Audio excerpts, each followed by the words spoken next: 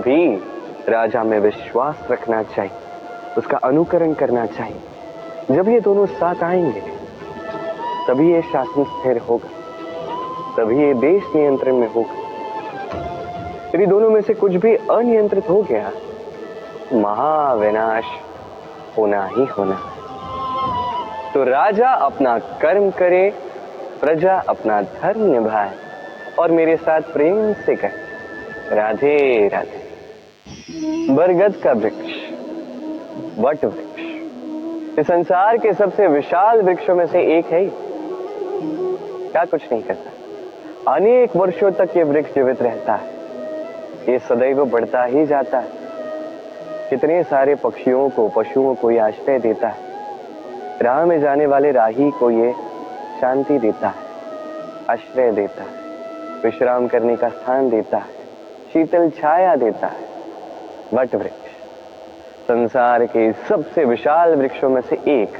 इसका बीज राई से भी छोटा होता है, किंतु वो धरा के नीचे समा जाता है, अपनी खोल को तोड़ता है और पहला अंकुर निकलता है, और फिर धीरे धीरे धीरे छोटा सा बीज एक विशाल वट वृक्ष में परिवर्तित होता है। जीवन में सफलता पानी है तो भी यही मार्ग, छोटे छोटे कार्यों से आरंभ करना होगा। इसलिए छोटे कार्यों से कभी घृणा मत कीजिए, छोटा कार्य करने में कोई लज्जा नहीं आनी चाहिए। यदि यही छोटे छोटे कार्य पूर्ण निष्ठा से, पूर्ण मेहनत से, लगन लगा के करोगे तो इन छोटे कार्यों का भी आकार बढ़ता जाए। इसलिए कार्यों को कार्यों की भांति ही देखें, छोटे कार्य या बड़े कार्य नहीं। कार्य करते जाइए, जीवन में अपना अस्तित्व भी बरगद के वृक्ष से भी विशाल बना दें। तो आइए और मेरे साथ प्रेम से कहें राधे राधे। ये जीवन, ये जीवन कहने को तो अत्यंत कठिन है। ये जीवन क्या करे हे नारायण, अब इसे सरल कैसे बनाया जाए, यही प्रश्न आ रहा है ना मन में। इसका उत्तर स्वयं उस व्यक्ति में छिपा है, उसके निर्णय पर, उसके चयन में छिपा है। अब जीवन के ये कठिन क्षण जो होते हैं, ये उस प्रसंग की भांति होते हैं जैसे आप चल रहे हैं और अचानक से पांव में कांटा चुभ जाता है। अब व्यक्ति क्या करेगा? कोई ऐसा व्यक्ति भी होता है जो उस पीड़ा के कारण, उस पीड़ा के भय के कारण पीछे हट जाता है। कोई ऐसा व्यक्ति भी हो सकता है जो उस चोट को ठीक करने में समय व्यर्थ कर जाएगा। कितना पूछो। ऐसा व्यक्ति भी हो सकता है जो उस कांटे को उठाकर उसका उपयोग कील की भांति करे, दीवार पर उसे लगाए, उस पर कोई सुंदर सा चित्र लगाए जिससे उस दीवार को और सुंदर बनाया जा सकता है। यही जीवन के साथ भी होता है। अब देखिए, जीवन कठिन है या बहुत कठिन है, ये महत्वपूर्ण नहीं है। उसे सरल बनाने के लिए आप क्या करते हैं, ये अधिक महत्वपूर्ण है। मान लीजिए हम सभी मृत्य हैं, हम सभी को मरना है, हर एक को मरना है, एक न एक दिन ये अवश्य होगा। अब जब ये होने ही वाला है तो भयभीत क्यों हो, चिंतित क्यों होना? आपकी चिंता करने से क्या ये टाल दिया जाएगा? कदापि नहीं, प्रारब्ध है, होकर रहेगा। तो जीवन ये कुछ क्षण आपको जीने के लिए दिए हैं, इसे जीना आरंभ कर दीजिए।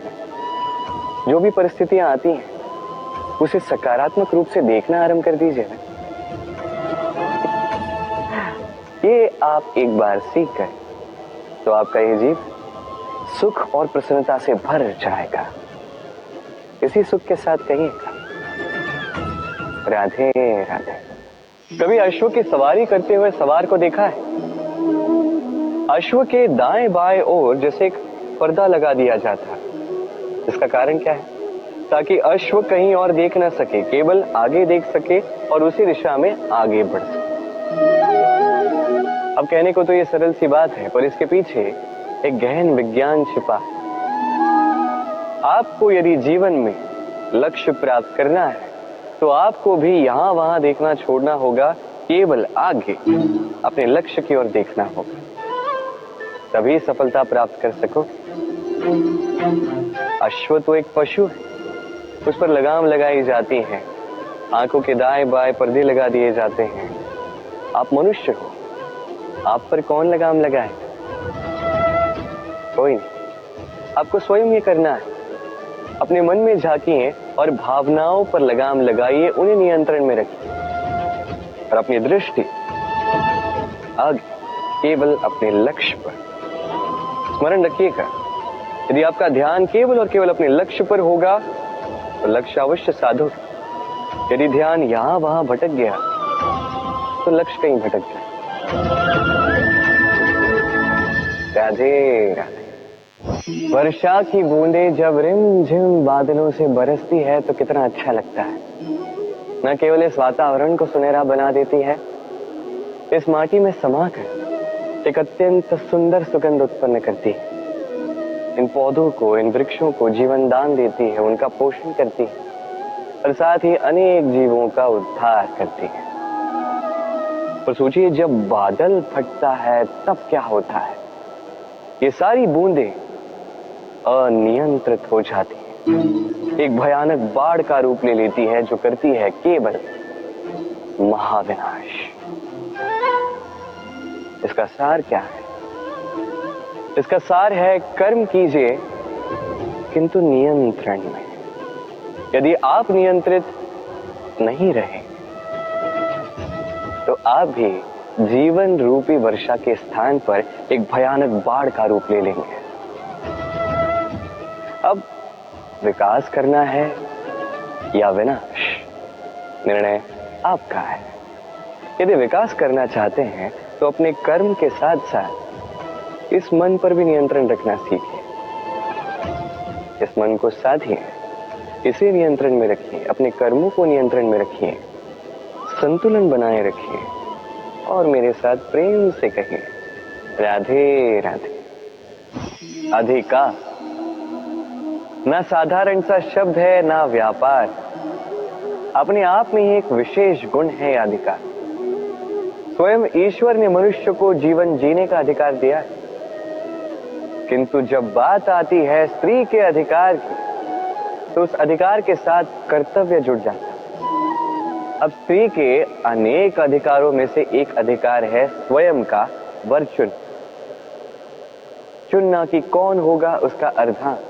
कोई ऐसा व्यक्ति चुनना जो स्वयं के साथ साथ, अपनी पत्नी के साथ साथ, परिवार के साथ साथ इस समस्त समाज का वर्चस्व ऊंचा कर।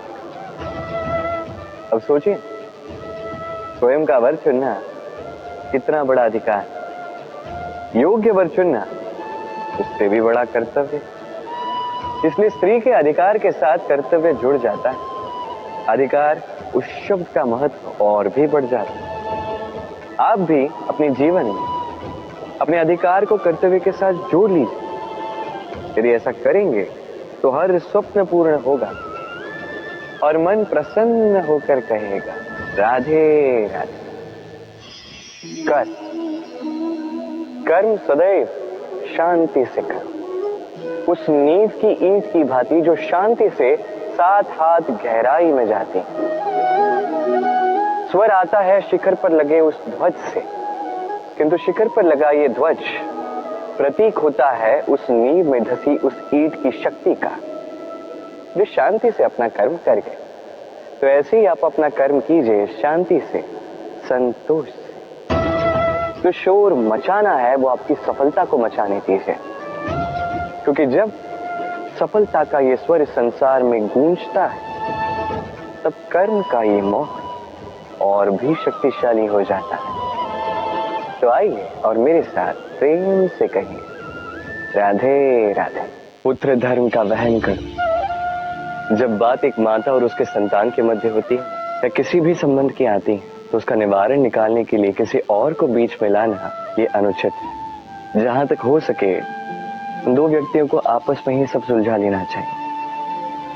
आगे जाके तुम्हारे जीवन में अनेक संबंधों की अनेक उलझनों का सामना तुम्हें करना होगा। जल की धाराओं को देखो, जब तक इन्हें किनारा नहीं मिल जाता तब तक ये ऐसे ही अशांत होती हैं। एक माँ का हृदय भी कुछ इसी प्रकार होता है।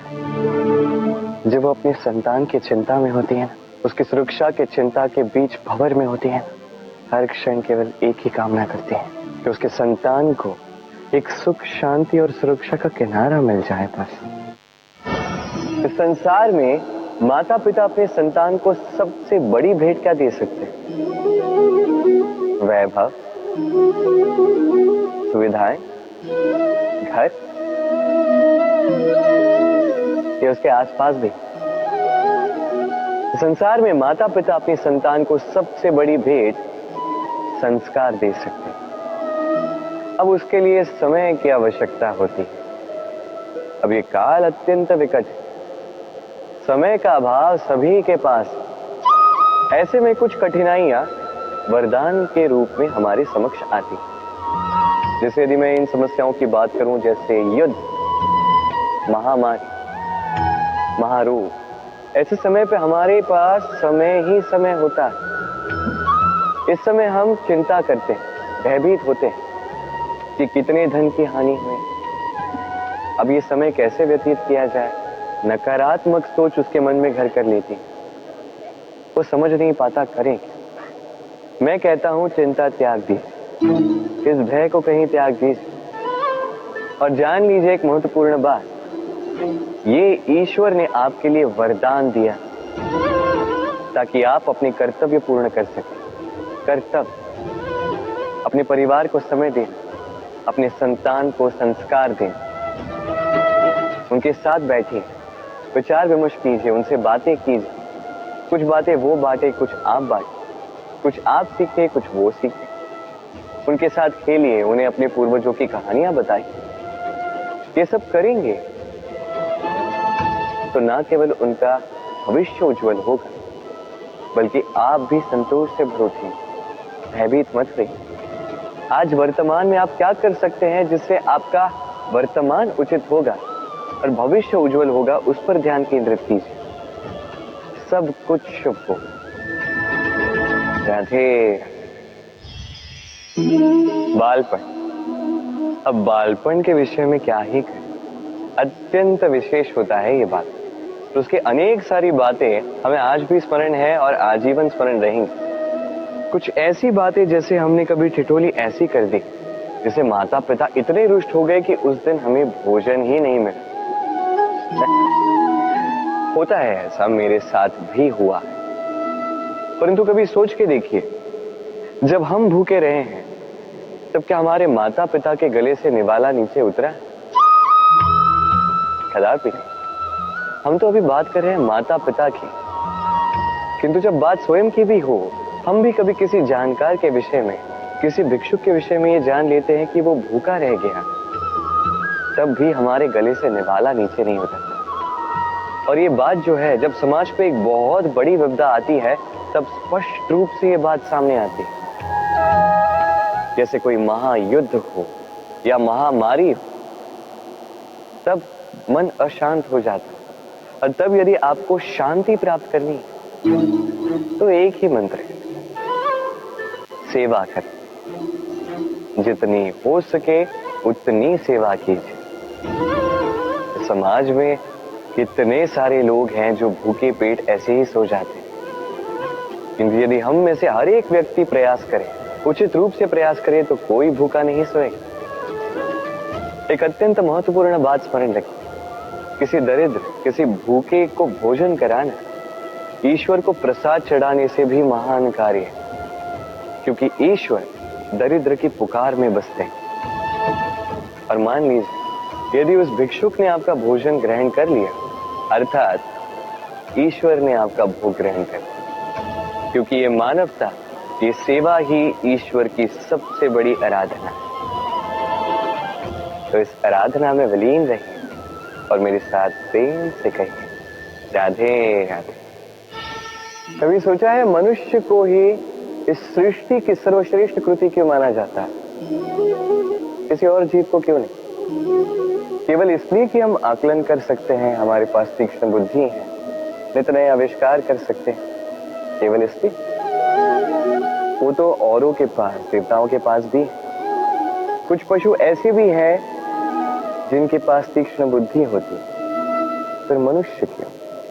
क्योंकि मनुष्यों के पास कुछ ऐसा होता है जो अन्य किसी के पास नहीं होता। मानवता। मानवता जो सबसे आगे जाना तो चाहती, पर यदि राह में कोई ठोकर खा के गिरा तो उसे संभालना भी जानती। पर देखिए, आपका सबसे बड़ा परिचय आपका नाम, आपकी संपत्ति या आपका धर्म भी नहीं है। आपका सबसे बड़ा परिचय आपकी मानवता। तो समय समय पर इस मानवता का परिचय दिया कीजिए। दूसरे मनुष्यों की सहायता कीजिए, अन्य जीवों की सहायता कीजिए। अपने आप चरना जो है ये पशुओं की प्रवृत्ति। मनुष्य वो जो दूसरों के लिए मरता है, मनुष्य वो हो जो दूसरों को मरने से बचाता है। इस मानवता को जगाइए और इस जीवन को जीना आरंभ कर दीजिए। और हाँ, मेरे साथ प्रेम से कहिए, राधे राधे। विपदाएं सबके जीवन में आती हैं, किंतु अनेक लोग विपदा आने के पश्चात ईश्वर को कोसते कहते हैं कि आप हमारी रक्षा क्यों नहीं करें। हमारे मन में आपके लिए अपार भक्ति है, सदैव आपका जाप करते हैं, फिर भी आप हमें इससे बाहर निकलने का ना मार्ग दिखा रहे हैं, ना इस संकट से हमें बाहर निकाल रहे हैं। अब ये होगी आपकी सोच, आपका दृष्टिकोण। अब मैं बताता हूं सत्य क्या है। सत्य ये है कि ईश्वर सदैव आपके साथ हैं, रहेंगे। देखिए, उस बीज की दृष्टि से जो धरा के नीचे दबा हुआ, उसे परिवर्तित होना है एक विशाल से सुंदर वृक्ष। वो तभी होगा जब वो टूटेगा, टूटेगा तभी जब उसे ऊष्मा मिलेगी। ऊष्मा कहां से मिलेगी? सूर्य के ताप से। सूर्य के ताप से ये धरा बच नहीं सकती, उसे सहना ही पड़ता।